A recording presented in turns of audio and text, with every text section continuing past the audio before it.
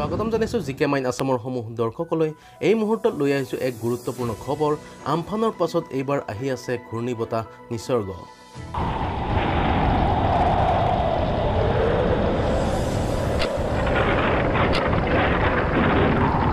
2020 চনত প্ৰকৃতিও শান্ত হৈ থকা নাই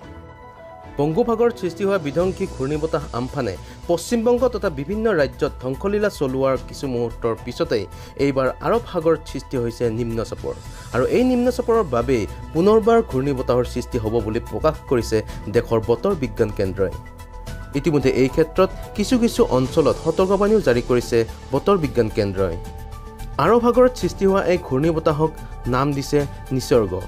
বতৰ বিজ্ঞান কেন্দ্ৰৰ তথ্য অনুসৰি অহা 4 জুনলৈ এই ঘূৰ্ণীবতাহ নিসৰ্গই মহাৰাষ্ট্ৰ নাইবা গুজৰাটৰ উপকূলৱৰ্তী এলেকাত খুন্দিয়াব পাৰে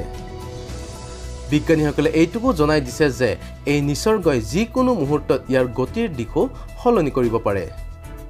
সেয়েহে সংশ্লিষ্ট ৰাজ্যসমূহলৈ সতৰ্কবাণী প্ৰদান কৰিছে কেন্দ্ৰটোৱে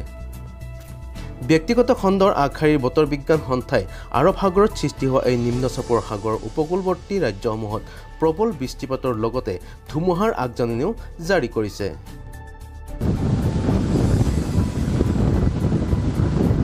গতিকে এইখিনি আছিল এই মুহূৰ্তত এক বিশেষ খবৰ যদি ভিডিঅ'টো ভাল লাগিছে তেনেহলে প্লিজ এটা লাইক কৰিব শেয়াৰ কৰিব আৰু মোৰ এই চেনেলটো যদি আপুনি প্ৰথম আহিছে তেনেহলে সাবস্ক্ৰাইব কৰি বেল আইকনটো দবাই দিব গতিকে আজিলৈ ইমানেই আৰু এটা ভিডিঅ'লৈ আপোনালোকৰ ওচৰলৈ অহাৰ প্ৰতিশ্ৰুতিৰে আজিলৈ ধন্যবাদ